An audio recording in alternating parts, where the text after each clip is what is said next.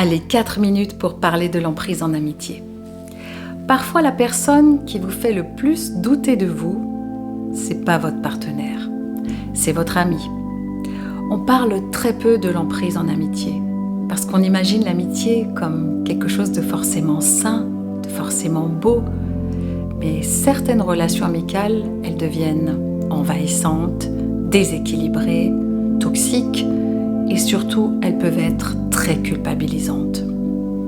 L'emprise amicale, elle commence souvent par une relation très forte, une personne présente, très proche, très investie émotionnellement.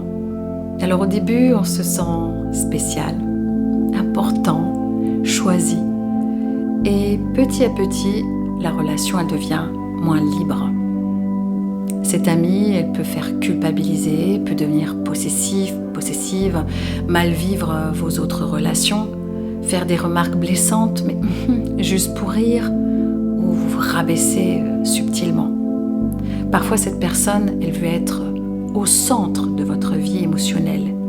Et si vous avez le malheur de prendre la distance, vous sentez de la culpabilité, de la peur ou une pression. L'emprise amicale, elle fonctionne beaucoup sur la dette affective. Après tout ce que j'ai fait pour toi, la personne, elle peut aussi inverser les rôles. Vous finissez par vous sentir responsable de ses émotions à elle. Et souvent, vous commencez à vous adapter en permanence pour éviter les tensions. Certaines amitiés, elles deviennent même épuisantes psychologiquement. Par exemple, si vous passez un appel, vous vous sentez vidé après cet échange téléphonique.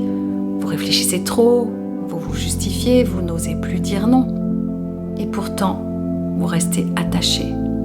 Mais parce qu'il y a aussi de vrais moments de proximité.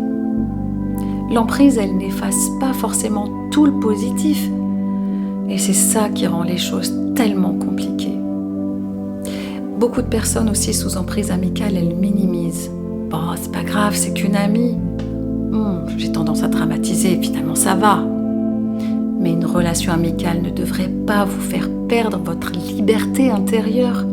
Une vraie amitié, elle laisse de l'espace, du respect, de la sécurité émotionnelle. Elle ne vous oblige pas à devenir quelqu'un d'autre pour préserver le lien.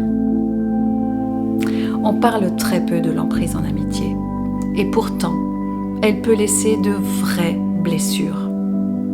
Si vous cherchez des mots, des repères, des clés de compréhension, vous pouvez découvrir mon livre « L'emprise, reprendre le contrôle et reconstruire sa vie ».